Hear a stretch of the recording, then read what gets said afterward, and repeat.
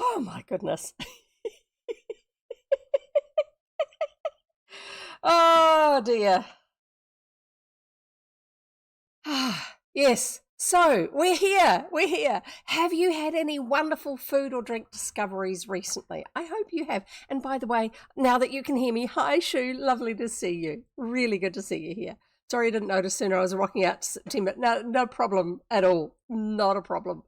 But yeah, at least you knew what I was doing. I was trying to get the lid off, and I was saying that sometimes I can't do it. I can't actually get enough pressure on my thumb. I used to be able to, but yeah, with those joint issues that I've been having.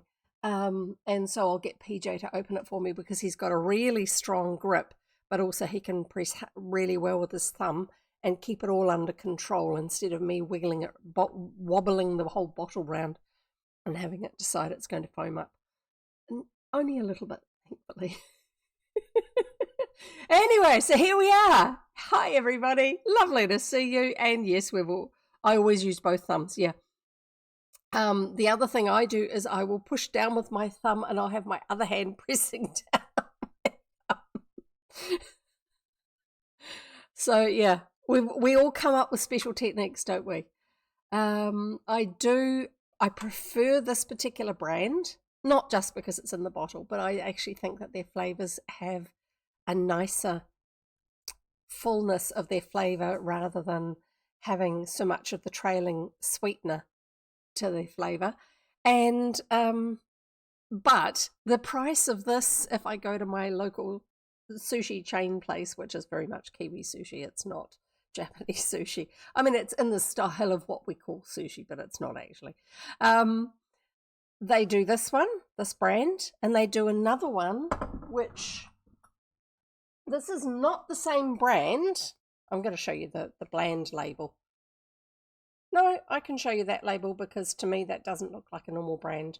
I won't show you the top of the lid. So this here, which is an aluminium bottle, and they're really cool bottles, but this is the same price as this, and this has twice as much. So you can tell which one I will go for, can't you? This flavour here is quite nice, mango creamy soda. That is actually quite a pleasant flavour. The main variety of that's available over here is a different brand again. And they have one that is melon. Yay, welcome home, Goriki. Lovely to see you. Lovely to see you here. So the melon one is the one that I tend to get. I really like it, but it's once again, it's that thinner flavor that is common with artificial sweeteners. Somehow you don't have the richness of the fruit flavor when you have artificial sweetness as your sweetening base. I don't know why. And the other flavor that's very common at the sushi place that's in the aluminium bottle that the other brand does. So there's two brands in the aluminium bottle. There's this one, the mango creamy soda, and then the other brand does melon, the green melon, and also it does grape. And the grape's okay, but I prefer the melon one. So planning boat trips for my friends. Yeah, that sounds wonderful. Goriki. Shu has affirmed Goriki, saying that he is a radiant box of chocolates, and she'll be delighted because that's another yummy one. And Goriki is affirming Shu and saying she is an excellent puppy.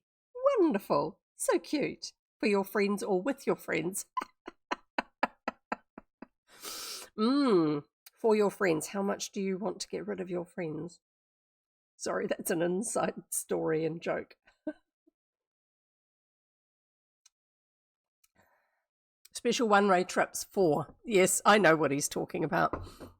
Anyway, so anyone who's been keeping an eye on certain news stories that were originally based out of the Bahamas and might now be based out of other places, territories very nearby, might know what we're talking about, but I'll leave that one out of this today's stream session. So did I do the t-shirt thing before or after the ad break? Not the normal ad break, my ad break where I was muted. Did you guys hear me talking about the colours of the purple t-shirt? Was that audible or not? Yeah, nope. Which is nope?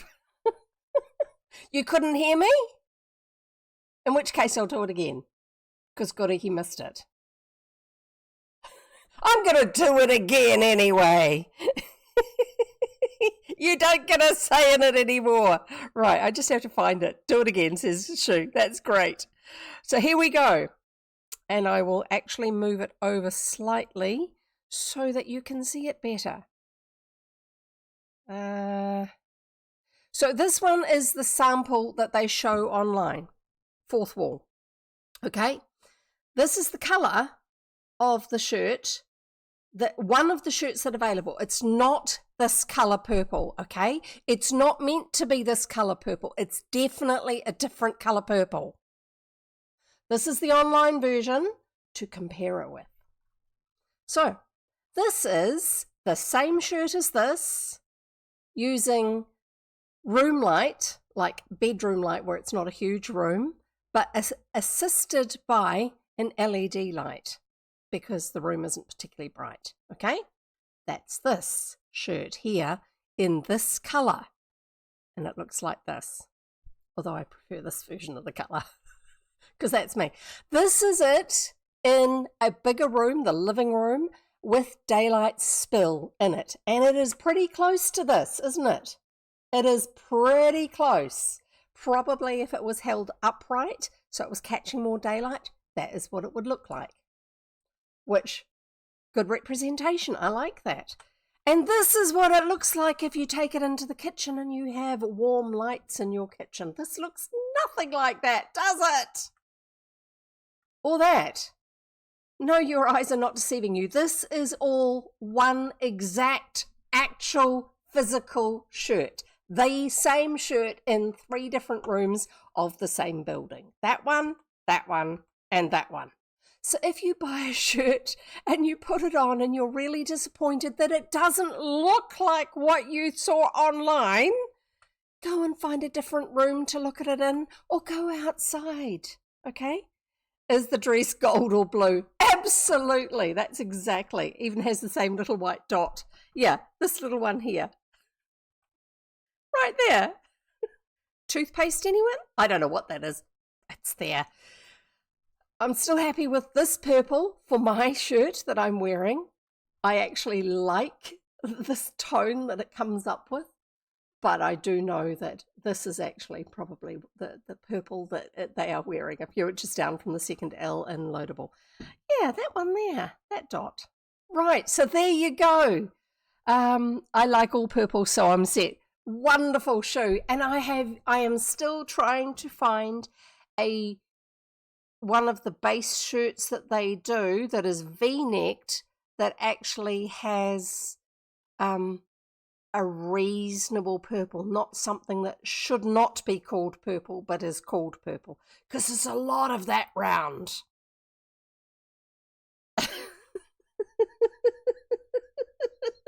Yeah, it's definitely not me, that purple, the kitchen colour. It's not my style of colour of purple at all. Goody, he's throwing up about it. I'm so glad it's not that colour for you. Pardon me, I'm burping. So, do they have a lemon yellow? Oh, that is good to know. I will write that down right now and see what they've got. Lemon yellow. Now, is that your lemon yellow? Is that a bright lemon yellow, or is that a soft lemon yellow? So, like sun faded paper? No, that's got a bit more orange in it. Both. Oh, good. That's nice. Primrose yellow is I'm not a big yellow fan,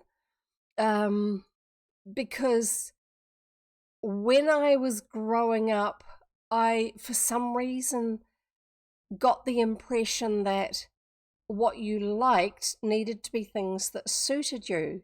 whereas as an adult, I know that you can like things that don't actually suit you because you don't have to wear them. You can just enjoy seeing them. The only yellow I don't like is ochre. Yeah, because it's got too much brown in it. It's too poopy. That's why nobody likes that, except that I do see a lot of that around now. Oh, there's so much of things with that tone in them at the moment here in New Zealand, in the way of clothing, household goods, packaging on things like skincare ranges and stuff like that. It's like, go away, please. Anyway, so yeah.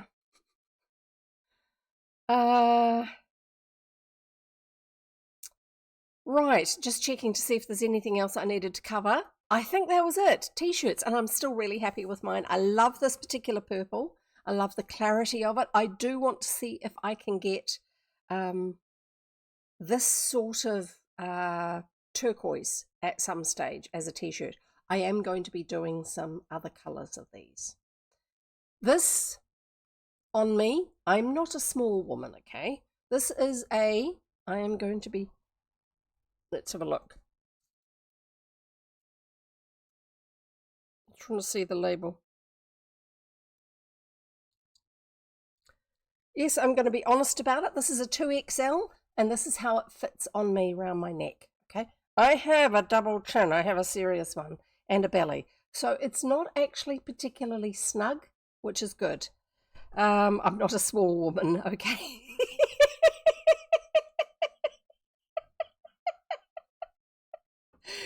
He's adding quotes.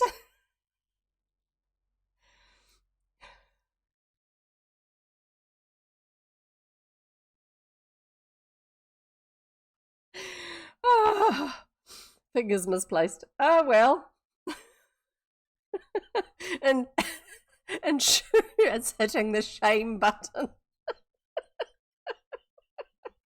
I'm not size shaming myself. I don't really care how big I am. I mean, I do, but not to the point of I'm going to let it screw up my life. Yes, definitely hydrating on that one. So we better get on with reading, hadn't we? Because last time we really talked for way too long. And I don't even think it was about anything particularly important or interesting. Oh, I know what I haven't done. I haven't got this going. I'm so glad you guys enjoy hanging out with me. It's a lot more fun when there's friends here. And new friends who haven't necessarily discovered. 8 Ball, was it remotely important? And 8 Ball says, nope. And is calling on the mod. And Shu has called up the rotunda of decision. Thank you so much. I will get this going while that is spinning. I need to connect that. Butterflies! Again! I feel like I need to give it a whack just to loosen it out a bit. See if it's got stuck. We all saw it spinning, but yeah.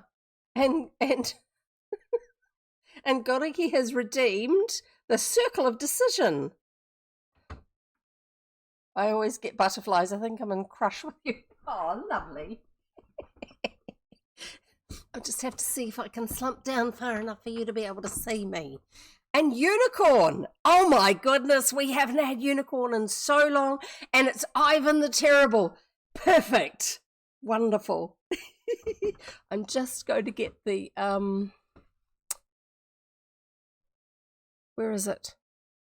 There it is, egg timer. On screen and running. Start. Good. I've got this is now online.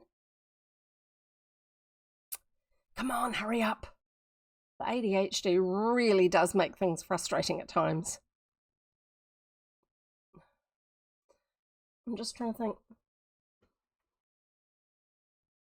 I'm just trying to remember where the unicorns are. I think they're under here.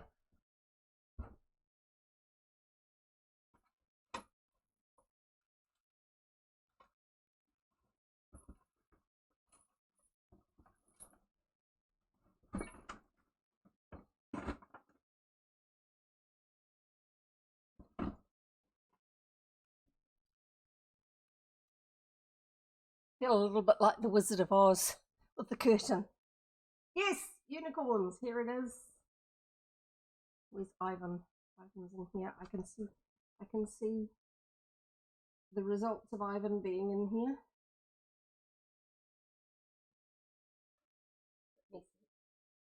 Ivan the Terrible. The lovely curls. Too late! I've done it! And oops, I'm going to need to re-glue part of that. I'm putting that down there ready because I didn't want to be in the middle of reading something. I have to try and find it for you. There, here we go. We are reading the next chapter or few of, come on, unlock. I put the numbers in. Unlock. Finally. It feels like it takes forever sometimes. I actually think it's just that my brain is spinning to the next thing already. I don't think it's specifically, sends Myrtle. Well, you didn't say it soon enough, did you? Myrtle can retire for now. She can have a wee snooze. It's all right. Hi, Myrtle. Lovely to see you. Chapter 12. For those who don't know what we're talking about, you can ask privately of Goriki, who he's referring to. Chapter 12, A Dinner of Importance. The captain isn't such a bad... I got away without having to wear these last time. I'm going to wear them this time. What's the old guy in Up, the cartoon movie? I feel like these are his glasses. Goriki spilled the tea. Right, so here I am. I don't like the way it makes my eyes look, but hey, you can barely see them, so it doesn't really matter. Subtitles just call me Conky. Goriki.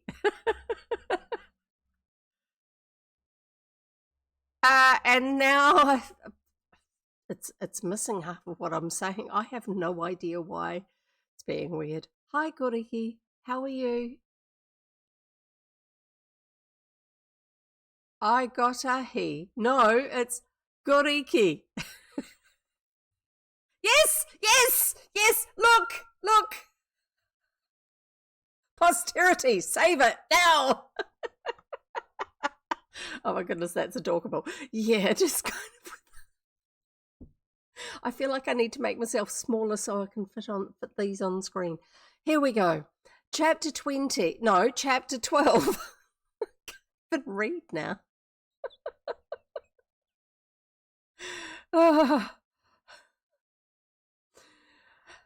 A dinner of importance. The captain isn't such a bad fellow after all, observed Sam when the three rovers were left to themselves. He certainly isn't a brute, answered Dick.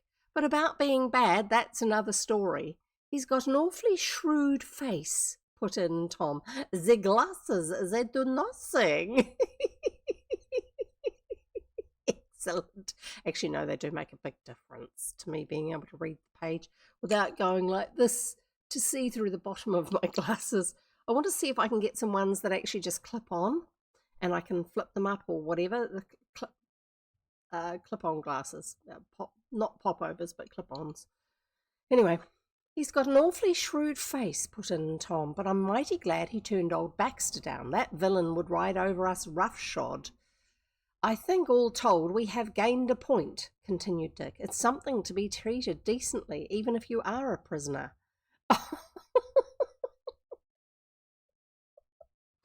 Goriki has redeemed, I hear voices. The German librarian. Yes, indeed. It is something to be treated decently, even if you are a prisoner. The question is, how long will we be caged up on board of the schooner? It actually says, on board of the schooner. I would like to know if the Swallow is in sight, said Tom. Wonder if I can't slip up the companionway and find out. He arose from the seat into which he had dropped, but before he could gain the doorway, a sailor appeared and waved him back. Then the sailor took the seat the captain had occupied by the door. Are you sent to spy on us? Demanded Tom. I was sent to see that you didn't cut up any tricks, answered the tar. He was terribly cross-eyed. He must be a bad guy because he's cross-eyed. Shame on you, Stratemeyer.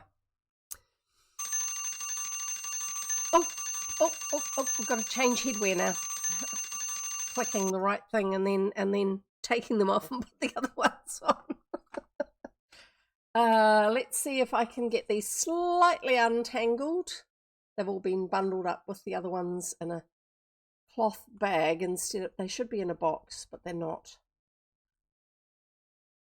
And yeah, the hot melt glue is coming undone because that's how they're all made in a little factory. Ivan's are terrible. Yeah, double chin and all.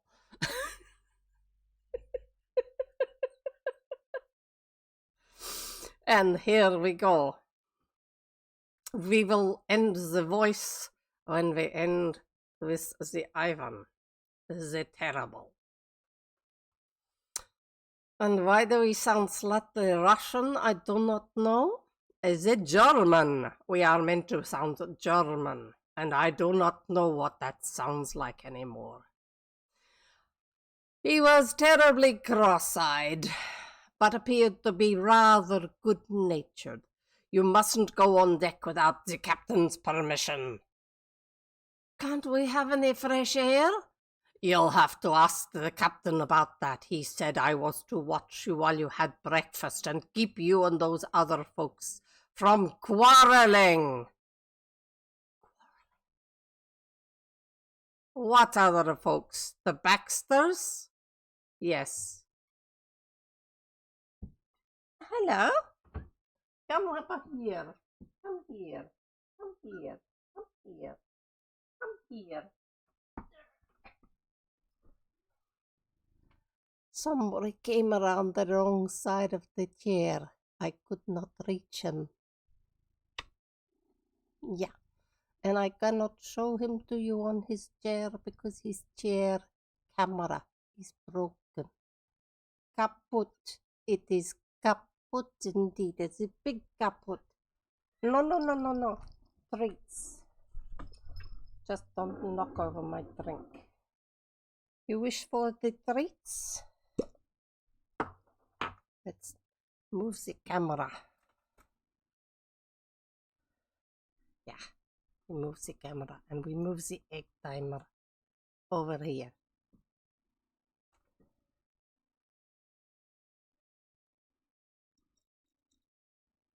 This is the bonus treats.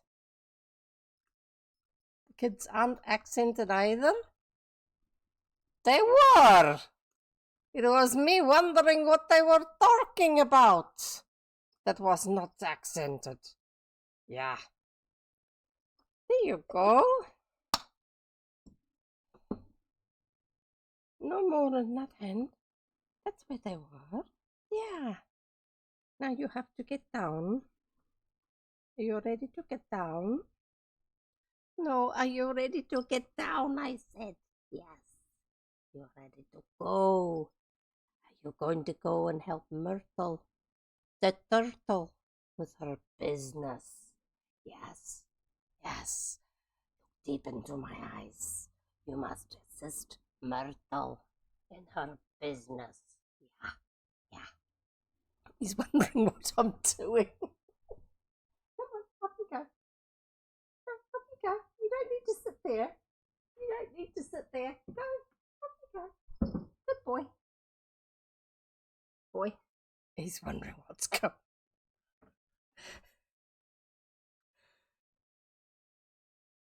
Understandably. Oh, that's a bit too far. That's about right. You got the treats. What are you doing? You can stay on the chair. Are you going to sit on my cushion so I can't use it? Yeah. Let's carry on. Where did we get to? No more was said, and soon the cook appeared with a pot full of newly made coffee and a tray full of other things. The hasty lunch had been a scanty one, and it did not interfere with the boys' appetites for what was now set before them. "This is all right," observed Sam, when he had almost finished eating. "We couldn't have a better meal on the Swallow." That doesn't say nice things about Mr. Pop. I thought they liked his cooking. He turned to the sailor. "Is the yacht still in sight?" He spoke carelessly, but the tar knew how much he was interested and smiled suggestively. "No sail of any kind in sight." "Where are we bound?" "You'll have to ask the captain about that." "Do you mean to say you don't know?" The sailor nodded. "We follow orders.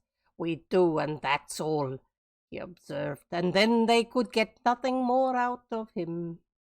The boys took their time, yet the meal was finished inside of half an hour. They were just getting up from the table when Captain Langless reappeared. I still see it as Captain Legolas because it's got la and less. "Well, how did the breakfast suit?" he asked. "First rate," said Dick. "Now, if you don't mind, we would like to go on deck. You may do so under one condition, and that is that you will go below again when ordered by me." At this both Tom and Sam cut wry faces. How do you cut a wry face? I don't know. "You are rather hard on us," said Dick slowly. "On the contrary, I think I am treating you generously. The Baxters wish to handcuff you." I finished the sentence. "And put you back into the hold."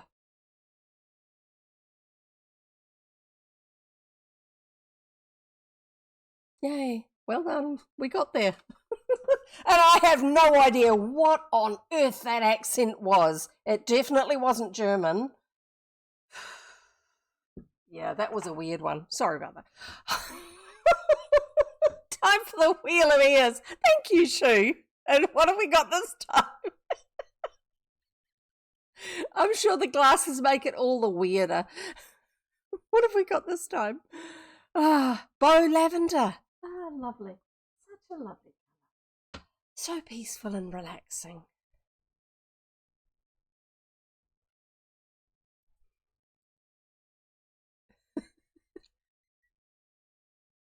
Let's turn the timer back on again and we will continue. And I'll put it back where it normally goes, just so it's not in the way.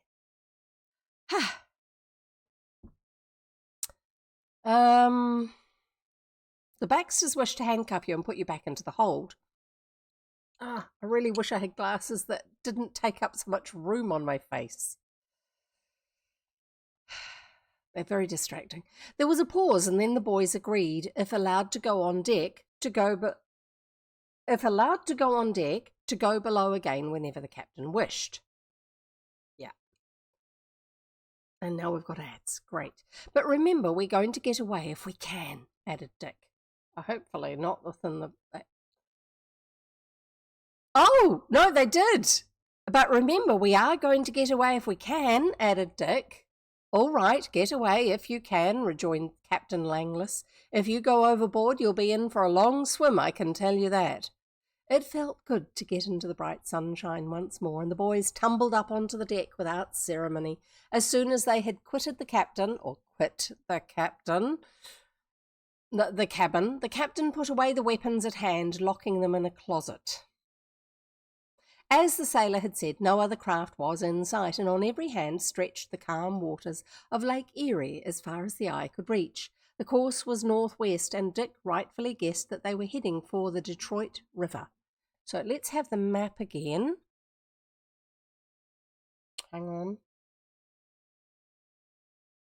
There.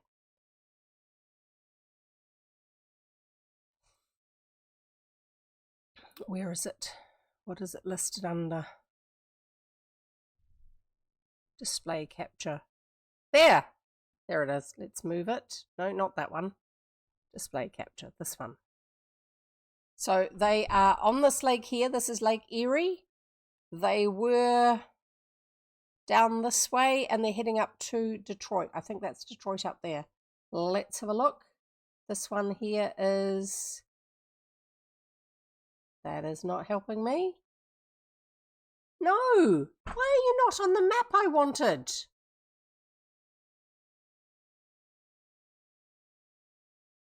No, we're just not going to do that. That's getting confusing. But there's Cleveland, Sandusky, Detroit. Okay? At least I know where they are now that I've previously bookmarked them. So there's Cleveland. That's where they were at one stage. There's Sandusky. That was where they were at some stage. I think that's where they, whatever, with the mad doctor. And here's Detroit. So they think that this is where they're heading for now because they're heading up this way. Yeah. I'll get that one out of the way again. And rightly guessed that they were heading for the Detroit River. There was a stiff breeze blowing, and with every sail set, the Peacock was making rapid headway. It was not long before Dan Baxter came up to them.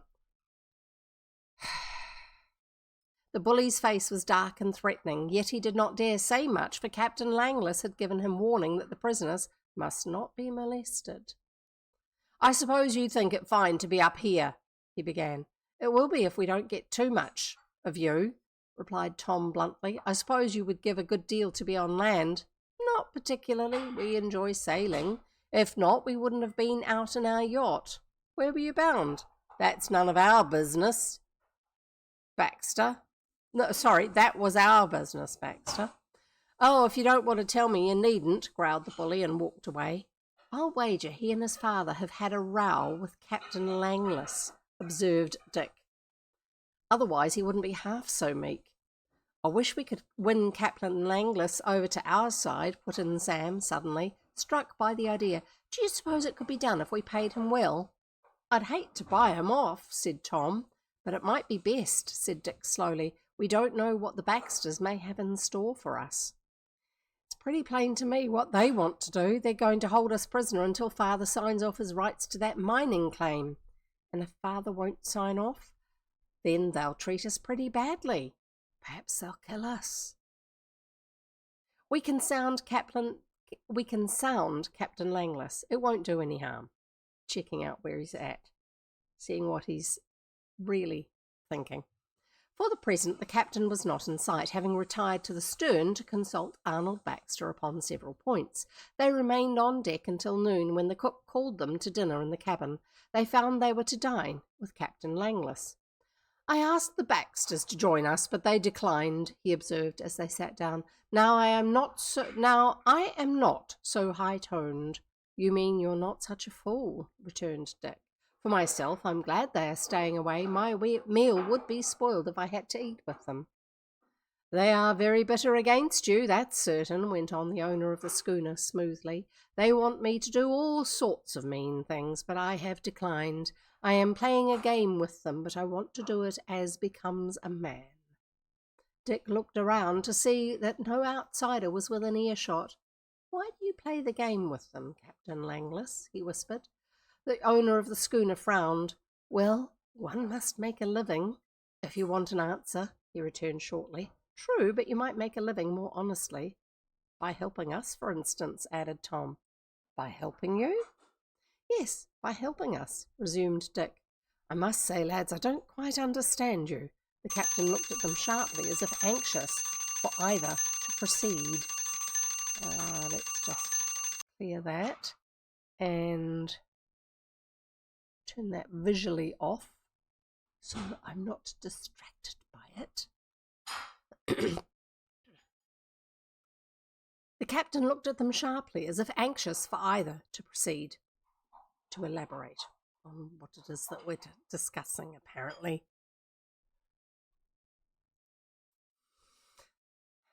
"Let us review the situation," continued the eldest of the Rovers. In the first place, we take it that you have been hired by the Baxters to do a certain thing. Granted, the Baxters have promised to pay you for your work and for the use of your vessel. Granted again. You are running on dangerous ground, and if you get tripped up, it means a long term of imprisonment. You are a clever fellow, Rover, and your school training does you credit. However, I don't know as any of us expect to get tripped up. No criminal does until he's caught. There may be something in that, but I am willing to take my chances. As the old saying goes, nothing ventured, nothing gained. But wouldn't you rather venture on the right side? You want me to come to terms, is that it? We do. We can make it worth your while if you will help us and help bring the Baxters to justice. Do you know that Arnold Baxter is an escaped convict who got out of a New York prison on a forged pardon? No, I know very little of the man.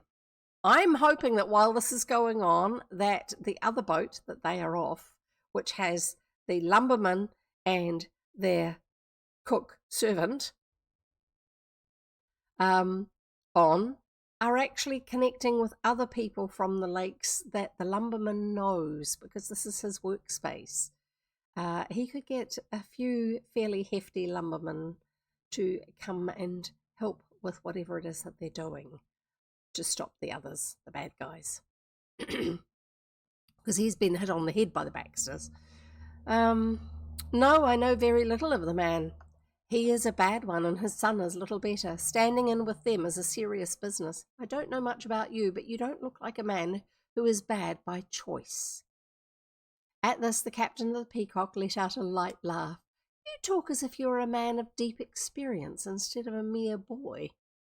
I have had some experience, especially with bad folks, not only in this country, but in Africa, so that gives me an age not counted by years. To my mind, it seems that a man ought to be more willing to make money honestly than dishonestly. A long silence followed this speech. Tell me what you have to offer, said the captain at last, and leaned back in his chair to listen. Chapter 13. Prisoners 3.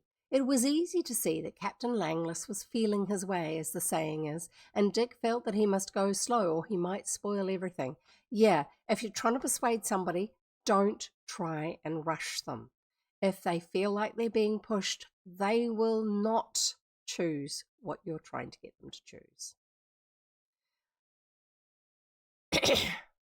Criminals are of all shades and degrees and look at affairs in a different light from honest men. It is said that some would rather be dishonest than honest, and Dick did not yet know how the owner of the Peacock stood on that point. Perhaps you'd better tell us first what Arnold Baxter has offered you, said the elder Rover as he looked the owner of the schooner squarely in the eyes. Well, he has offered considerable if his schemes go through, and if they fail you get nothing. I am a good loser, so I shan't complain. Supposing I was to offer you several $100s if you saw us safe on shore. How can you offer any money? You haven't got it with you, have you? No, but I could get the money, and what I promised to pay, I would pay. But several $100s wouldn't be enough. If you help us bring the Baxters to justice, we might make it $1,000, put in Tom, who was now as anxious as Dick to bring the captain to terms, except he's starting to push. At the mention of $1,000, the eyes of Captain Langless glistened. The sum was not large, but it was sufficient to interest him. And also, there you go, you've had some bonus purple bow time, Shoo. But now it's over.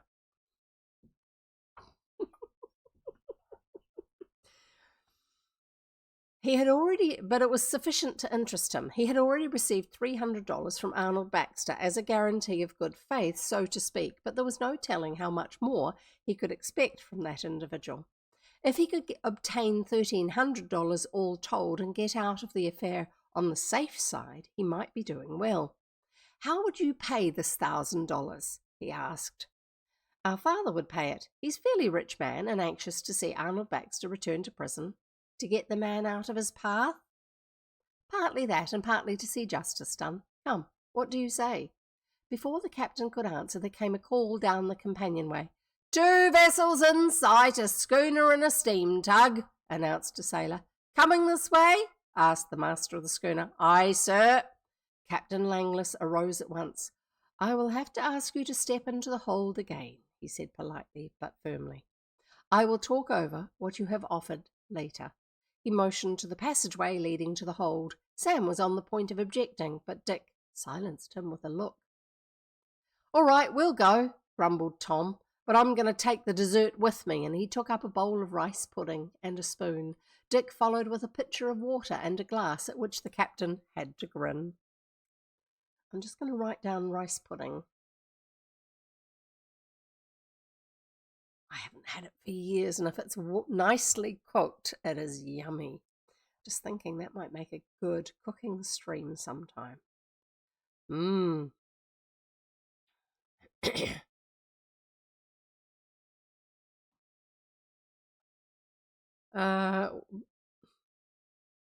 Dick followed with a pitcher of water and a glass, at which the captain had to grin. As soon as they were in the hold, the owner of the schooner bolted the door and fixed it so that it might not again be opened from the inside. 2 ships in sight, cried Sam when they were alone. We ought to have made a dash for liberty. Wouldn't have helped us, answered his oldest brother. Those vessels must be some distance away, and before they came up, we would be down here handcuffed and in disgrace with the captain. If we treat him right, we may win him over and finish the Baxters' game. One's hoping that the Baxters are up on deck and not overhearing what they're saying. Sitting in the darkness, they took their time about eating the rice pudding, and Dick placed the water where it could be found when wanted. Then they listened for the approach of the 2 vessels which the lookout had sighted. Yet hour after hour went by, and nothing of importance reached their ears. The vessels came up and passed them, and then the Peacock turned in for the mouth of the Detroit River. Soon the boys knew by the steam whistles and other sounds that the schooner was approaching some sort of harbour. Let's have this back again when I find it again.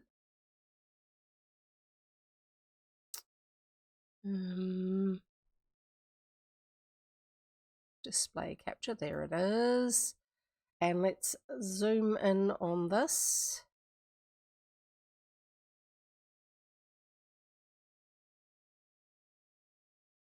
I don't know if they mean this as the Detroit River.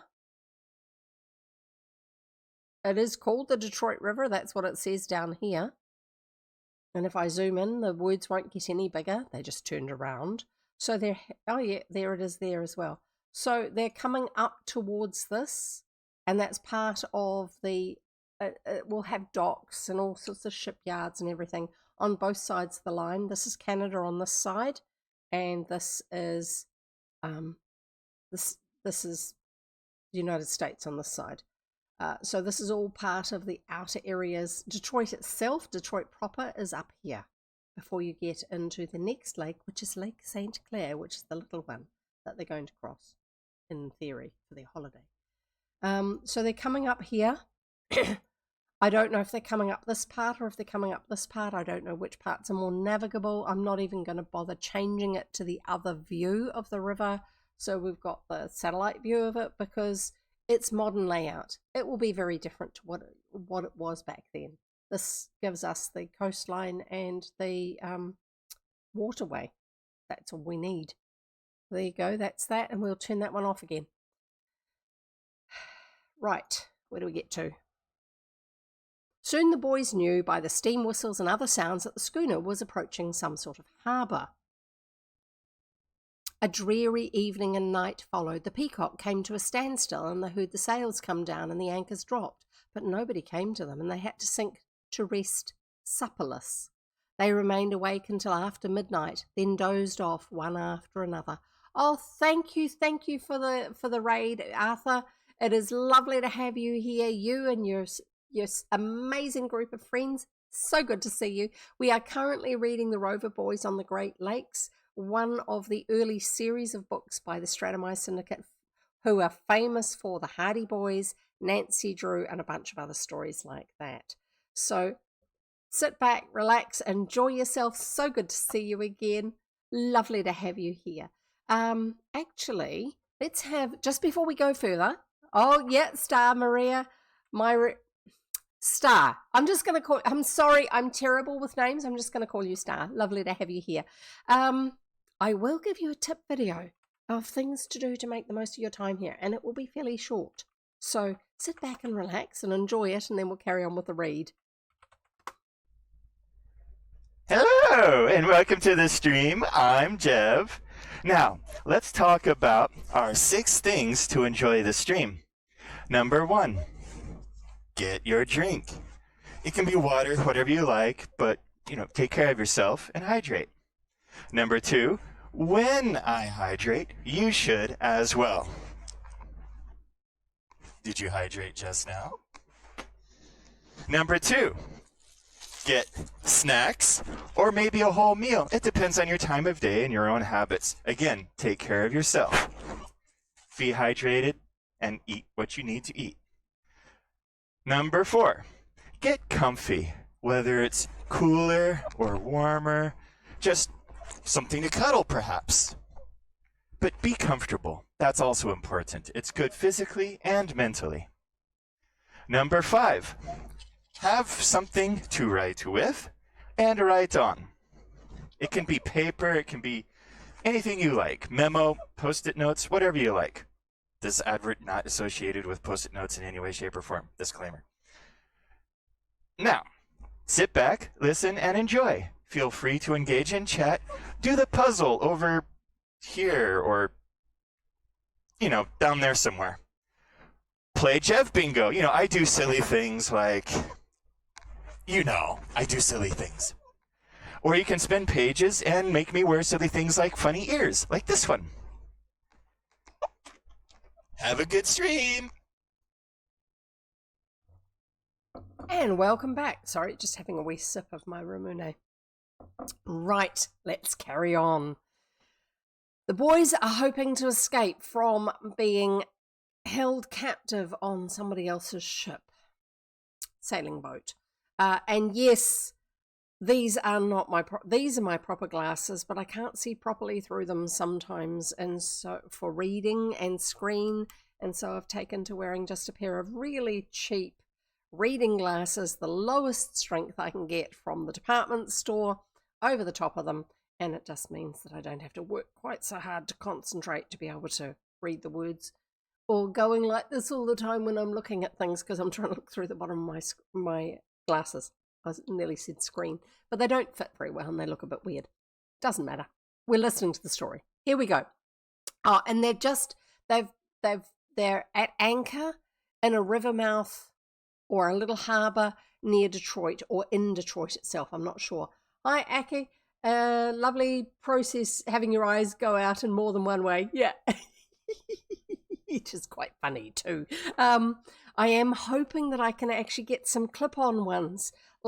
See, I'm a kid from the 60s and 70s, and it wasn't uncommon for people to have glasses or spectacles, back in the early days, that's what everyone called them, and then having sunglasses that clipped on that you could flip up to get out of the way to be able to read things because they were too dark otherwise, or have them down, and they just clipped onto your normal glasses.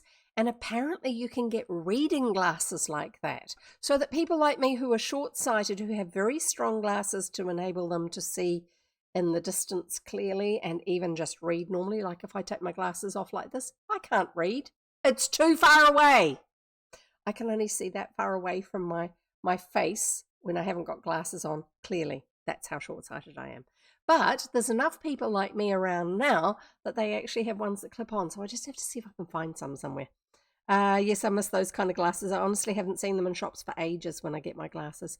I'm actually wondering about popping into my optometrist and saying, look, I'm sorry I haven't been in for so long, and yes, I would like to get a new prescription, but I can't afford it at the moment because I can't even afford the dentist.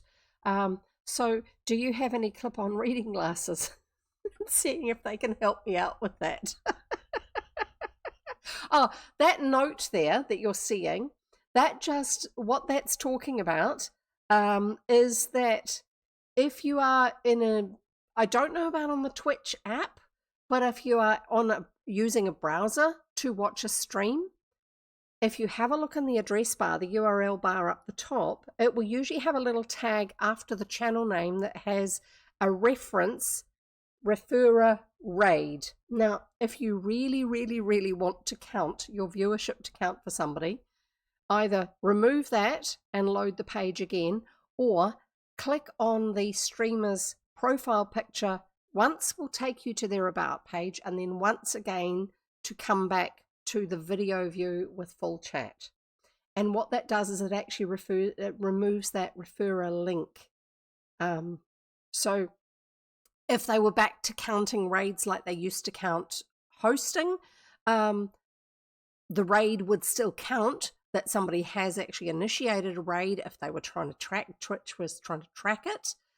So that's still attributed to them, but it means that for viewership, you as a viewer are counted now as a viewer of the channel that you are watching, instead of being a sort of a viewer there, but technically you're still a viewer from the other place. Just the weird way it goes. Twitch has some really weird stuff going on. So we've actually just had a redeem from Shu for the disc of ears. This is going to choose for us what ears or headband I'm going to wear next. So what is it this time? It better not say butterfly. I was just about to say it better not say butterflies. So Shu, would you like to have instead, because she's already had butterflies, would you like to have totally not goriki, or would you like to have top knots? Your call. Do let me know in chat. Top knots. Surprise, surprise. That's the one I thought she was going to ask for last time we went through this. And I jokingly said totally not goriki, which the reference to that was in that video, the tips video we just had. This is the totally not goriki one, because it's just like the headband that he's wearing there. So instead, we are having top knots, which is actually her favourite one. Don't tell her that I told you that, okay? So I will put the timer on, and the timer will run for 6 minutes when I find it again. There it is. Good. And start it. And hopefully it won't deafen you when it goes off. Next time, totally icky. Not a problem. Right, I just have to sit down a bit further, because otherwise you can't see the glory of the lavender coloured top knots. But we'll carry on. Where do we get to? A dreary evening followed. A dreary evening and night followed. So the boys are still held captive in the hold of the sailing boat. The Peacock came to a standstill, and they heard the sails come down and the anchors dropped. But nobody came to them. I'm just realising I can't see easily. Nobody came to them, and they had to sink to rest supperless. They remained awake until after midnight, then dozed off one after another. When they awoke, a surprise awaited them. The hold was lit up by the rays of a bright lantern hung on a hook near the door leading to the cabin passageway. Below the lantern stood a tray filled with eatables. And near at hand was a bucket of fresh water and 6 newspapers and magazines. By jinks, this isn't so bad, observed Tom. We are to have breakfast, that's certain, and reading to occupy our spare time, added Sam. So quite possibly they're going to be in the harbour for a little while, and the skipper doesn't want them up on deck with a possibility of escape, but also, excuse me, drawing attention to themselves. Oh, let's try turning it on. There you go, got some bonus minutes there, Shu. Dick, however, looked at the layout with a fallen face. I don't like it, he said. This looks too much as if the captain and the others meant to keep us here for some time. I suppose that's so, came from Tom, and then he too looked crestfallen. Well, let's make the best of it, said Sam, he's the youngest, and began to eat, and the others did the same. Since time seemed no object, they ate slowly, in the meantime reviewing the situation from every possible standpoint, but without arriving at any satisfactory conclusion. Just for those who haven't been here before, the Rover Boys are a pre-Hardy Boys kind of story style. Not so much a detective story, but definitely an adventure story. Largely speaking, the Stratomice Syndicate was publishing exciting books for young boys and girls, young men and young women, pre-teenage label. So there you go. But we'll carry on. They're always up to something. There's always an adventure. There's always strife, and they always get out of it. You know, it's that sort of story, like serial TV. They had allowed their watches to run down. This is back in the days where you had to wind your watch every day to keep it going. Oh dear. So there was no telling what time it was, but at last a faint streak of sunshine coming through a seam in the deck told them that it must be near noon, yet no one came near them, and all was as silent, close at hand, as a tomb, although in the distance they heard an occasional steam whistle or other sound common to a great city. There was nothing in the hold by which to reach the hatchway, but growing weary of waiting, Tom dragged a box hither and asked Dick and Sam to stand upon it. Then he climbed on their shoulders to find his head directly against the beams of the deck. He pushed with all of his strength on the hatch to find it battened down on the outside. "Stumped," he cried laconically, and leapt to the floor of the hold. "We are prisoners, and no mistake." After this they went back to the door leading to the cabin, but this likewise could not be moved, and in the end they sat down a good deal discouraged. It was well toward night when they heard a noise at the door, and as they leapt up expecting to see the Baxters or Captain Langlis, the barrier opened and the cook of the schooner appeared, backed up by two of the sailors, probably in case they try to overpower him. The cook had another tray full of food, which he passed to Dick in silence, taking the other tray in exchange. "Where is Captain Langlis?" asked Tom. "Can't come now," answered the cook. "Then send the Baxters here. They can't come either." "Have they gone ashore?" questioned Dick. "I can't answer any questions," and the cook started to back out. "Who's in charge? We must see somebody." "I'm in charge," said a rough voice, and now the mate of the schooner thrust himself forward. "You better be quiet until the captain gets back." He's probably more inclined to go along with the Baxters, this guy. That's the feel. What do you reckon? I think that's what he's like. "Then he's gone ashore?" "Yes, if you must know." "And the Baxters with him?" "Yes, but all hands will be back soon." "Are we in Detroit Harbour?" "Yes." "Then I'm for escaping," shouted Tom, and taking up the water pitcher, he aimed it at the mate's head. The blow struck fairly, and the sailor went down, partly stunned. Seeing the success of his move, Tom leapt for the passageway, and Dick and Sam followed their brother. End of chapter. Ooh. Just a minute. See if I can get this map again. So I keep forgetting that Detroit is so completely on the lake, but that's what we've been seeing. So we've got it here. Here's Detroit itself. I don't know if they count the river itself as being the harbour, or if back in the day, a long time ago, when the story was set, if these little inlets like this here were considered to be harbours. These bits here, like dock areas where you'd have freight being brought in and sent out. I don't know. Maybe these sort of bits like this. There you go, a Queen's Dock. It's now a park. Maybe that's the sort of place that used to be where they were dealing with freight.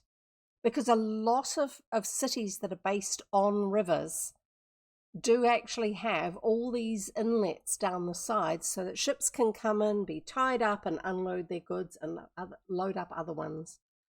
So wherever it is, I don't know. There's all these little bits here. Some of them are where there used to be little streams and creeks and rivers coming into a main river, and other ones have been dug as an inlet, just because that makes sense.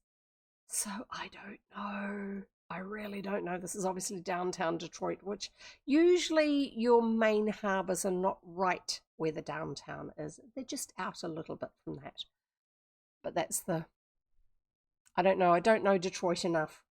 I just know that it's there. Not much help, is it? Right, let's carry on. Chapter 14. That was a bit of a cliffhanger ending, wasn't it? Dick makes his escape. What about the other two, Tom and Sam? There are times when a movement made on the spur of the moment is more successful than one which is premeditated. And sorry, I'm just going to turn this egg timer off, because that means now that we say goodbye to Top Knots. Sorry, trying to get to where the Where is it? There it is. Where the actual turning off button was for it. Because it's just right down on my toolbar. My toolbar decided it was going to pop up in the way. We'll carry on. Is more successful than one which is premeditated. The enemy is taken completely off guard and does not realise what is happening until it is over.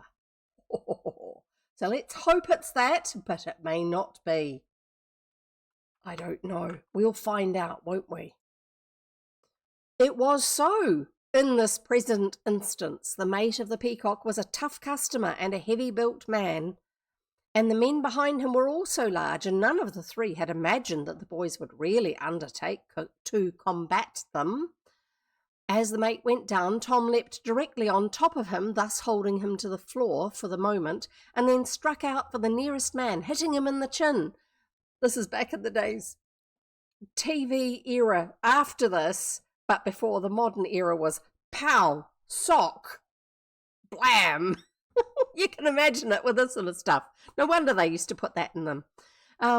Then Dick came to his brother's aid with a blow that reached the sailor's ear, and he too fell back. But the third man had a second to think, and he retaliated by a blow which nearly lifted poor Tom off his feet. But before he could strike out a second time, Sam, with the nimbleness of a monkey, darted in and caught him by one leg. Dick saw the movement, gave the sailor a shove, and the tar pitched headlong in the passageway.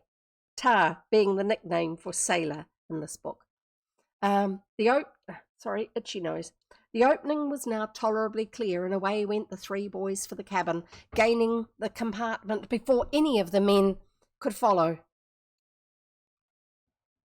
The door to the companionway was open, and up the steps they flew with all the speed at their command. They heard the sailors yell at them and use language unfit to print, but paid no heed. Their one thought was to put distance between themselves and those who wished to keep them prisoners. "Stop! Stop!" roared the mate. "Stop, or it'll be worse for you." "I guess we know what we're doing," panted Tom. "Come on," and he caught Sam by the arm. The deck gained. They gave a hasty look around. The schooner was lying at anchor about 100 yards from the shore, at a short distance above the busy portion of the city. "There ought to be a small boat handy," said Dick, leading the way to the stern. "We can't wait for a boat," answered Sam. Let's swim for it. Perhaps somebody will come and pick us up." And without further ado, he leapt overboard. Seeing this, his brothers did likewise, and all three struck out boldly for the nearest dock. It was a risky thing to do with all their clothing on, but each was a good swimmer, and the weather had made the water very warm. On they went, keeping as closely together as possible. "Are you coming back?" furiously yelled the mate as he reached the rail and shook his fist at them. "Come and swim back over here because I want you to." What a weird question. "Are you coming back?" To this, none of the boys made reply. "If you don't come back, I'll shoot at you," went on the man. "Do you think he will shoot?" asked Sam in alarm. "No," answered Dick. "We're too close to the city and there are too many people who would hear the shot." Once again, too many words for the action that's happening. We don't use that many words when we are swimming flat out to get away from where we were being held captive. Because your mouth is right beside the water and you're swimming as hard and as fast as you can, you pause and say, when someone says, "Will he shoot?" Not, "Do you think he will shoot?" Will he shoot? That's short. Asked Sam in alarm. And Dick would have said, "No, swim." That's what would happen. He wouldn't say, "We are too close to the city and there are too many people who would hear the shot." That is explaining for the reader that is not how it would actually happen. Now, we in this day and age recognise that in the way a story is told. But back then they didn't have so many books written for this sector of the reading market. Pre-teen and early teen boys was their prime market sector. There would have been girls who read them, but the publishers were writing books for boys. That's why they were so exciting and adventurous, rather than being at school and making new friends and learning new skills in the classroom like they do for girls' books, and they're so boring. Anyway, let's carry on. "A boat is pulling off from the shore," said Tom a second later. "It contains 3 persons. No, it contains 3 people. "Captain Langlis and the Baxters," burst out Dick. "Dive and swim as hard as you can down the stream." All promptly dove. and the weight of their clothing kept them under as long as they pleased to remain. When they came up, they heard the mate yelling frantically to those in the boat, who did not at once comprehend the turn affairs had taken. But when they saw the boys, they began to row toward them with all swiftness. "We must recapture them," cried Arnold Baxter. "If they get away, our cake will be dough." Our cake will be dough. The cake's not going to rise. It's going to change from cake to bread. Our cake. I don't know. "Then row as hard as you can," replied Captain Langlis. He was at one pair of oars, while Arnold Baxter was at another. Dan sat in the bow. Slowly but surely the craft drew closer to the Rover Boys until it was less than 100 feet away. Then it was seen that the lads had separated and were moving in 3 directions. Dick had ordered this. "If we separate, they won't catch all of us," were his words, "and whoever escapes can inform the authorities." On pushed the boys, striving as never before to gain the shore before the rowboat could come up to them. The small craft headed first for Tom, and presently it glided close to him. He promptly dove, but when he came up, Captain Langlis caught him by the hair. Sorry, I'm going to get an illustration for you, but I have to answer a phone call too.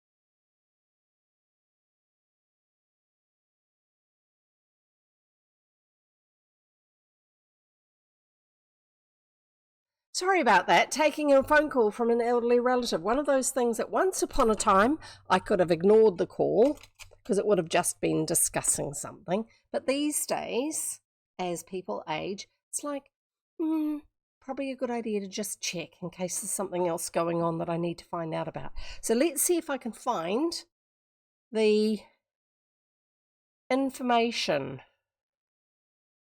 What was that one? No, that's the shirt. Oh, that was the bit where I had that. Did I not put in the other stuff? Yes, I did. I put the Stream Element stuff in front of it, that's all. So, here we go. That was the first one. That was the log raft, which looked like you build it with hammer and nails and lace everything together, when in actual fact it's meant to be a bundle of logs. This was where, yeah, okay. He's grabbing Tom by the hair. Although these two guys need to be a little bit more careful that they're not going to tip over the dinghy. And these guys need to look like they're trying to swim. This one does, but that one doesn't. It looks like he's sad about, "I'm going to be drowned. I'm just going to sit here in the water. I'm not happy because I'm drowning." Sort of look on his face. Even though he's not, his head's well above the water. Right, there you go. We'll carry on.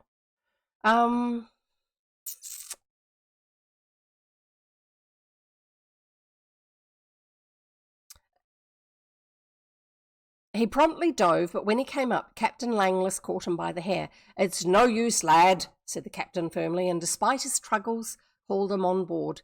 "Let me go!" roared Tom, and kicked out lively, but the captain continued to hold him down, while Arnold Baxter now headed the boat towards Sam. Sam was almost exhausted, for the weight of his wet garments were beginning to tell upon him. As the rowboat came closer, he also thought to dive, but the effort almost cost him his life. He came up half unconscious, and only realized in a dim, uncertain way what was happening. But the capture of Tom and his younger brother had taken time, and now those in the rowboat saw that Dick was almost to shore. To take him, therefore, was out of the question. "We'll have to let him go," said Captain Langless. "The quicker the Peacock gets out of this, the better." "Yes, but if he gets away, he'll make the ship no end of trouble," returned Arnold Baxter. "I've half a mind to fire at him," and he drew a pistol. No, I won't have it," cried the captain sternly. "To the schooner, and the quicker the better." Holding Tom, he made the Baxters turn the boat about and row to the Peacock. The mate was waiting for him, and it did not take long to get on board. The mate wished to explain matters, but Captain Lawless would not listen. "Another time, Cadmus," he said sharply. "Into the hold with them, and see they don't get away again. We must up sail and anchor without the loss of a minute. That boy who got away is going to make trouble for us." "Aye, aye, sir," said Cadmus, and dragged the unfortunates away to the hatch. He dropped both down without ceremony. So this is the hatch in the deck. He's dropping them through the hole. One's going to assume that they locked the hold afterwards, the door that's in the passageway. And he saw to it that the hatch and door were tightly closed and made fast. There you go, it's resolved.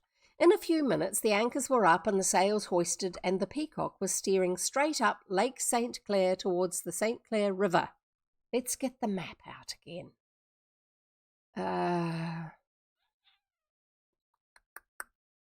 Finding the right thing. It's that one. This is Detroit, and we are coming from Detroit itself over here up into Lake St. Clair. And this up here is the St. Clair River that goes from Lake St. Clair up to Lake, I can't remember the name of it. This one here, it's a huge lake. Lake Huron. There you go. When you zoom out far enough, it shows you. So they're coming up from Detroit down here through Lake St. Clair so they can head up here to wherever they're going. I don't know where they're going. So I'll just put that there so I can find it again for next time. And we'll turn that picture off and we'll carry on reading. Oh my goodness, what's going to happen next? I don't know. It's so weird sometimes. And sometimes it's very straightforward. And sometimes you think there's going to be something really bad happens and it's like, oh yeah, that.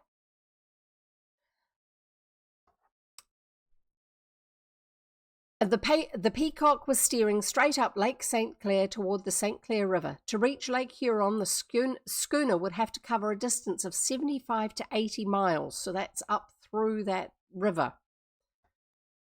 And the captain wondered if this could be done ere the authorities got on their track. "Once on Lake Huron will be safe enough," he observed to Arnold Baxter. "I know the lake well, and know of half a dozen islands near the Canadian shore where we will be safe in hiding." "But that boy may telegraph to St. Clair or Port Huron or some other point and have the Peacock held up," answered Arnold Baxter. Let's actually just have a look, see what he's talking about. No, not that one. This one here.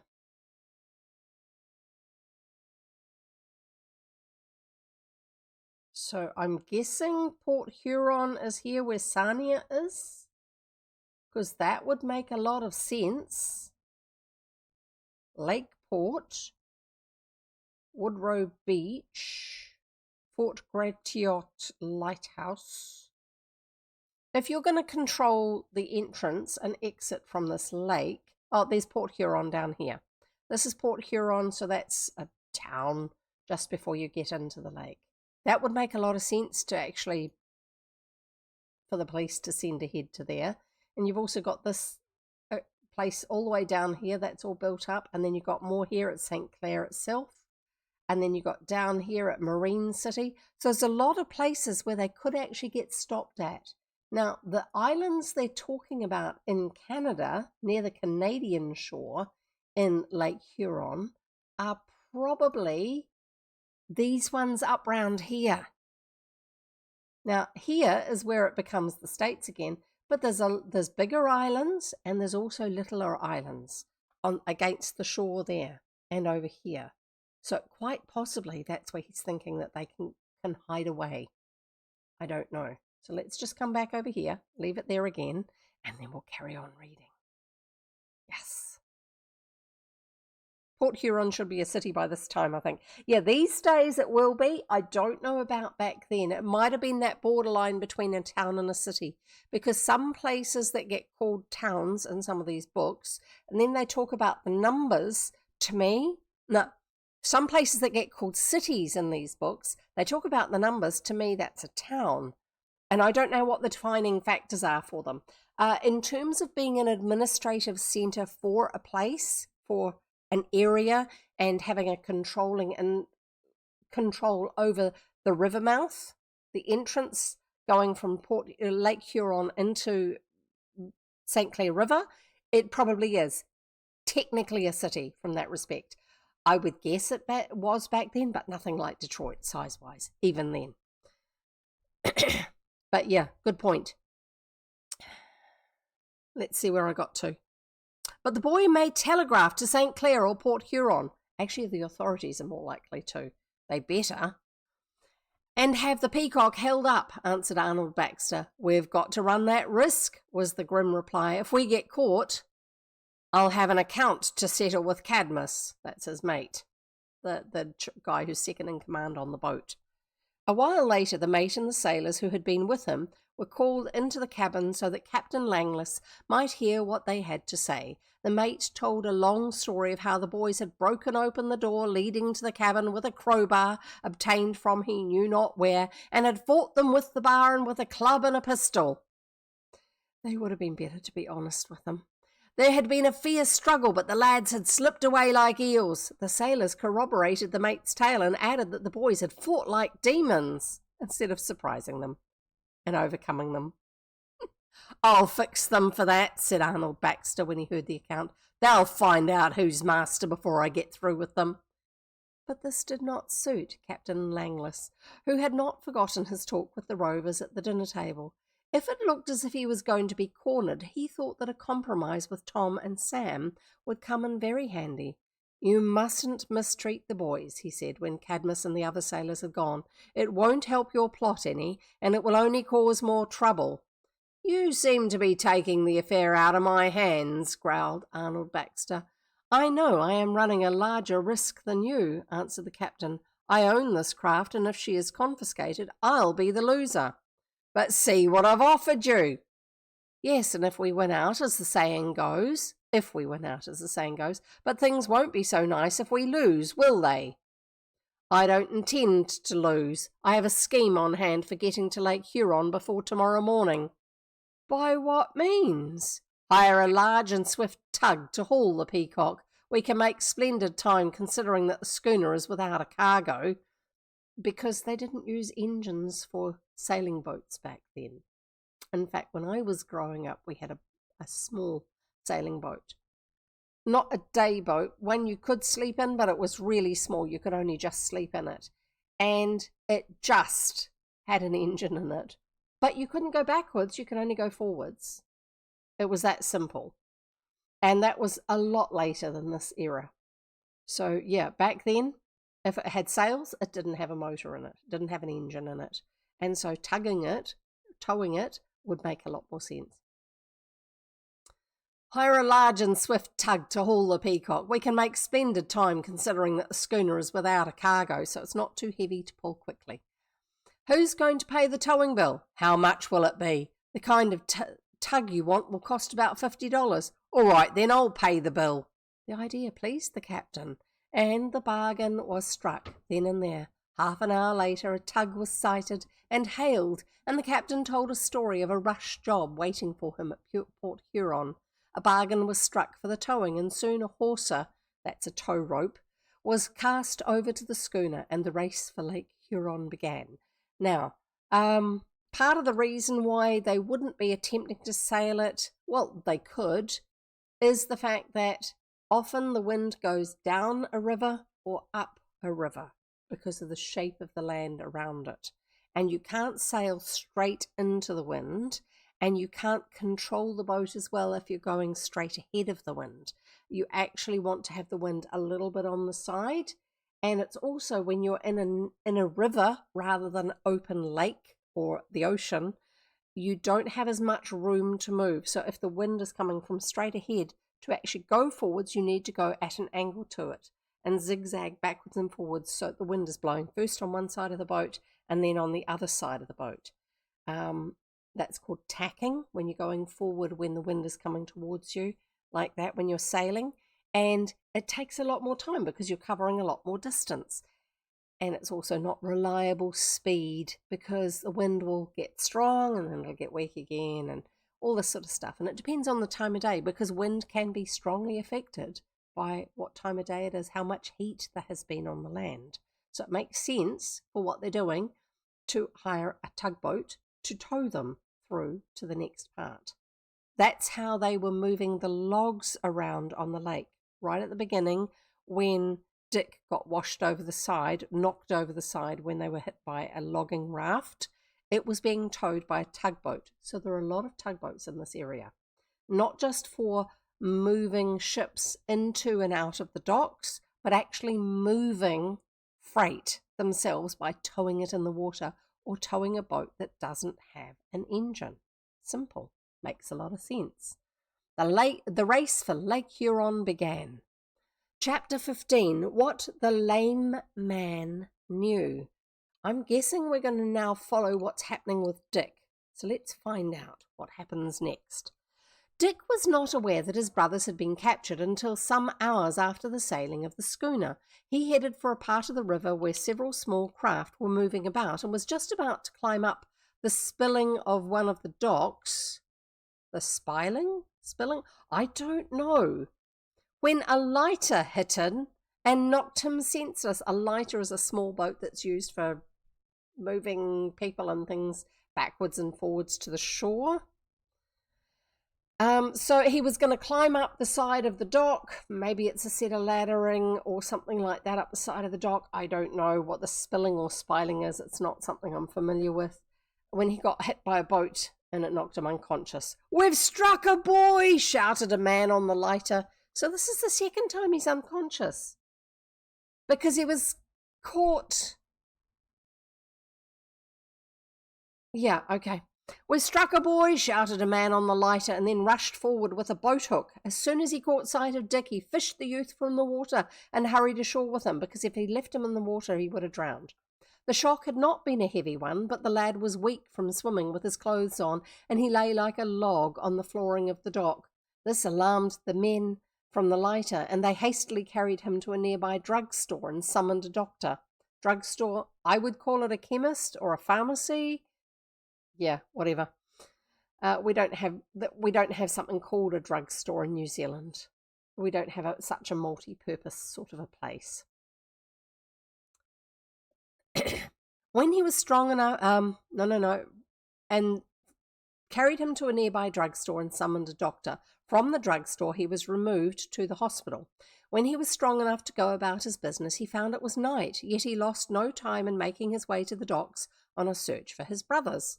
The search was, of course, useless, and much depressed in spirits, he found himself at sunrise on the waterfront, seated on the string piece of one of the long piers. What is a string piece? I don't know. They must have either been captured or drowned, he mused dismally, and the peacock is gone too. What shall I do next? It was far from an easy question to answer, and he sat motionless for the best part of half an hour, reviewing the situation. Then he leapt up. I must get the authorities to aid me, he thought. I should have done this before. Yes, indeed. He walked along the docks until he came to a street leading to the nearest police station. He now realized that he was hungry, but resolved to postpone eating until he had put the authorities on the track of the evildoers. As he was turning a corner, he almost ran into a man going in the opposite direction. He stared at him and then let out a wild cry of delight. Master Dick, or was I dreaming? Alec, by all that's wonderful, where did you come from? From the yacht, of course, Master Dick. But this knocks me for sure. I don't think you was on that other ship. I was on it, but I escaped yesterday, while the schooner lay in the river yonder. No, it's the River Detroit, not the river yonder. And where is Tom and Sam, sir? That I don't know. They left the vessel with me, but we became separated in the water. Perhaps they're being catched up again. And Pop's face took on a sober look. It's Alec Pop. This is the guy who was cooking on board for them. That's what I'm afraid of. Didn't see nothing of him nowhere. No, I was hit by a lighter and knocked senseless. Where's that there peacock? Gone too. What you expects to do? I was going to inform the authorities. We must find Tom and Sam. That's right, sir. Where is the Swallow? Tied up just below here, sir. That there Luke Peterson is sailing of her with me. Good. Perhaps he can help us in the search. He knows these waters well, so he told me. Together the pair made their way to the police station. Yay, finally! Where they told their stories to the officer in charge. Sorry, sudden itch on my knee. An alarm was at once sent out, and the river police were set to work to learn what had become of the Peacock and her crew. But all this took time, and it was past noon when the word came in that the schooner had been seen moving up Lake St. Clair on the afternoon of the day before. Then word was telegraphed to Port Huron to stop the craft, and on his own responsibility, Dick offered a reward of $100 for the capture of ship and master. But all this came too late. Losing no time, Captain Langlis had his craft towed to a point 15 miles beyond Port Huron, and had then let the tug go and steered a course known only to those on board. That was smart thinking. Don't just tug till you get to the lake. Tug in further across the lake or further up the lake. Because if you drop your tug then and you're a sailing vessel, you'll be moving a lot slower and it'll be easier to catch up with you. Yes. The tug did not return to Port Huron until the next day, and its captain did not know how much the Peacock was wanted until 24 hours later. Thus the schooner obtained a free and clear start of 36 hours over those who were in pursuit. We're stumped, groaned Dick, when the word came back from Port Huron that the Peacock had passed that point long before. Now, stumped, it's a cricketing term. I thought they didn't play cricket. I thought they played baseball. Stumped is where you get, where when you're playing cricket and you've got your bat and you're at the stumps and you're swinging for the ball and the ball goes off and you're running backwards and forwards and the other guy's running in the opposite direction to the other set of stumps. And they throw the ball back towards where you hit from, that end, because that's where they're bowling towards. And the ball gets thrown at or hit against the stumps and knocks the bails, the two little wee bits off the top. When you have that happen and that means that you are now out, it is because you were stumped. So where is stumped in this? How does that equate? Because I thought cricket was an English thing, not an American thing. We're stumped. I know that it's used to mean, I don't know what to do next. I really haven't a clue. I'm stuck. But that's where the word comes from. So how is it being used in an American preteen and teenage book from 1901? Maybe they still play cricket. I'm confused. Anyway, let's get on with the story. We're stumped, groaned Dick, when word came back from Port Huron that the Peacock had passed that point long before. That schooner now has the whole of Lake Huron before her, and there's no telling where she'll go. Perhaps the Baxters will land in Canada. I don't think so, said Luke Peterson. American vessels coming inshore are closely watched, you know, on account of the smuggling that's carried on. Then the smugglers between the United States and Canada are still at work. Yeah, indeed they are, more so than the average American has any idea of. I used to be in the customs service, and I know. Where do you suppose Captain Langlis will go to? Ah, that's a question, Rover. The lake is over 200 miles long, and I've heard tell that there are over 2,500 islands, large and small. That's a pretty good place for a ship to hide in, eh? And you reckon the Peacock will go into hiding? More than likely. While these Baxters carry out their little game, that is, providing your brothers are on board, and I fancy they are. I can tell you, I fancy they are a tough crowd all around. Well, one comfort, the Peacock won't get very far anywhere along shore without being spotted, for the police have sent the news to all principal places. Well, that's a good plan. Now, if we could only follow that schooner up. Will you go with me in a hunt? I will willingly pay for your services. I will. But we ought to have a steam tug instead of a yacht for hunting for them. Now, that's making a lot of sense. I'll charter one. I have already telegraphed to my father for the necessary funds, he returned. And returned Dick, and he told the truth. The long telegram had gone an hour before. He had also sent word to Larry Colby, telling of the turn of affairs. I think Larry Colby's the guy who owns the yacht that they're on. I don't know. The telegram to Mr. Rover brought a characteristic reply running as follows. I sent you the money you want. Be careful and keep out of danger. We'll come on by the first train.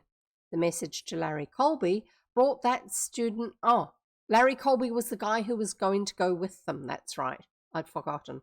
The message to Larry Colby brought that student up to Detroit on the first train from Sandusky. I know just the steam tug you want, said Larry when the situation was explained. It is run by old Jack Parsons, who knows my father well. I know he'll do all he can for you if he's paid for his time. Larry Colby undertook to hunt up the tug, which was named the Rocket, and I hope that's well named and not poorly named, and found her tied up at one of the city docks. He introduced Dick, and before the hour was out, a bargain was struck with Jack Parsons, which was satisfactory all around. Parsons knew Luke Peterson and said he would be glad to have the lumberman along on the hunt. He knows this lake as well as I do, and between us we ought to find the Peacock sooner or later, said Parsons. He had heard about the raft disaster on Lake Erie and was pleased to be able to inform Peterson that his friend Bragan was safe. Yeah, we've forgotten about his friend. He's helping the boys, but all this time he's been thinking that his friend was drowned, one of the guys he used to work with. His friend Bragan was safe. The tug, however, which had been towing the raft, was laid up in Buffalo for repairs. At first, Dick thought to remain in Detroit until his father's arrival, but then he realized that it would be best for one of them to remain on shore while the other went on the hunt on the lake. So father can stay ashore and I can go on the boat. We'll sail at once, he said to his companions, but this could not be since Alec had not yet provided all the necessary provisions for the trip. Yeah, there's a proviso there, isn't there? While the man was completing his arrangements, a newsboy came to Dick with a note running as follows. If you want news of the Peacock and will promise not to harm me, come with the boy to the old grain elevator. The boy knows the place. Dick read the note with interest and then showed it to Peterson. Perhaps it's a trap, said the lumberman. I wouldn't go alone if I were you.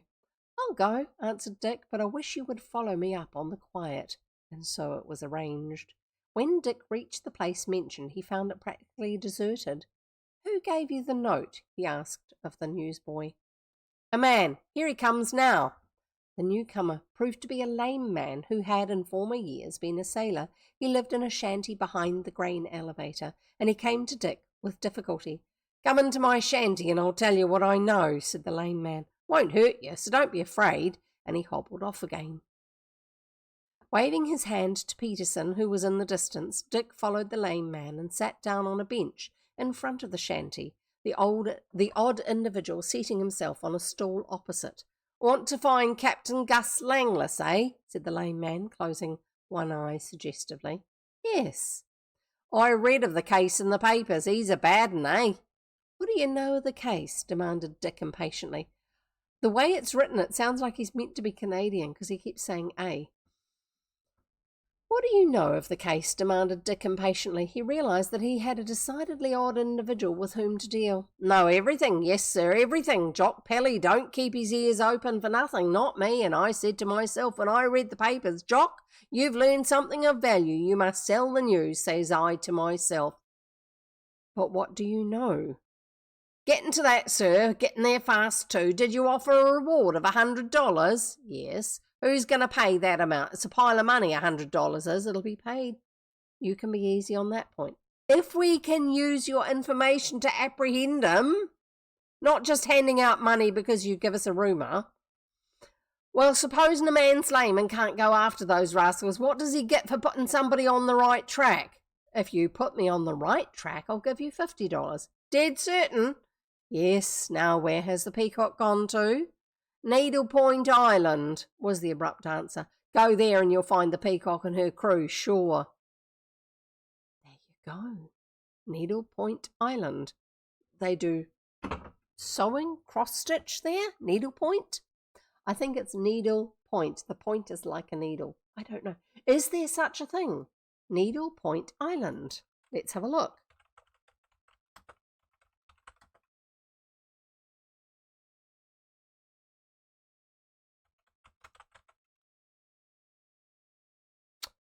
Can't see anything useful. I can see somewhere needle point something something in Malta. I think it's a made-up one for the story. It sounds so entirely appropriate, doesn't it? Anyway, so since it's 5 to 3 and I usually finish my streams as close to 3 o'clock as I can, I'm not going to read the next chapter. I have to wait and see what happens. The next chapter will be, so that you know, so you can be here for the next episode of this exciting adventure. Chapter 16, Off for Needle Point Island. Needle Point Island, repeated Dick. Exactly, sir, Needle Point Island. Most of the lake pilots know of it. So there you go. What are they going to find there? Will they find the bad guys there? What is going to happen? According to my progress bar, it looks like we're halfway through the book, but story-wise, it feels like we're a little bit past halfway. I wouldn't be surprised if the other half is not quite as long just because of end matter. Let's see, 430. Let's go resume. And we are at, what did I say it was? 200, we're at chapter 16. Let's look for chapter 16. 225, 430. So just over halfway. Okay, cool. Not quite so much extra stuff at the end of the book then, after all. That's a lot of adventures still to go. Will they get out of it? I'm pretty sure they will, because the series is called the Rover Boys, and I don't think that means that one of them gets bumped off and now there's 2 Rover Boys left for the rest of the books. I think they'll get out of it. But it might be a little bit more intense. And I wouldn't be surprised if in the process of them resolving where these guys have got to and rescuing the other 2 brothers, Tom and Sam, they also do something that deals with some of the smugglers. That sounds realistic to me for this sort of book, doesn't it? What about you? Anyway, we'll see you all next time. I'll be reading in 2 days' time. Today is Wednesday in New Zealand, and I started at 1 o'clock and it is now nearly 3 o'clock here, 2:58 p.m. So if you go to my schedule page, which is this one here, to find out when I'm going to be reading next, it should be corrected for your time zone, unless you're using a VPN or something like that. So good to have you all here. Thank you, Raiders, for coming along and enjoying joining in with us. Been lovely to see you all again. Those of you who've been here before and those of you who haven't been here before, welcome. I hope you felt welcome and I hope you've enjoyed the ridiculousness that is Jeff reading old books, because I can't help it. I react to what I'm reading. You get straight reactions. Crazy as they are sometimes. You know, my actual reactions to things. I'm not faking it. Thank you for being here. Lovely to see you again, Shu, and also Goodie. Lovely to have you regulars here too. We look forward to seeing you all next time. That should be pretty good. See what happens. It's not the end of the book. So there's obviously, I feel like I've got a bit of coconut in my mouth. which is weird because I haven't been eating coconut, so I don't know what it is. It won't be them rescuing the boys and the stories all over, because we've got a lot more than just one or two chapters to go. We'll see what happens next time. But see you all next time.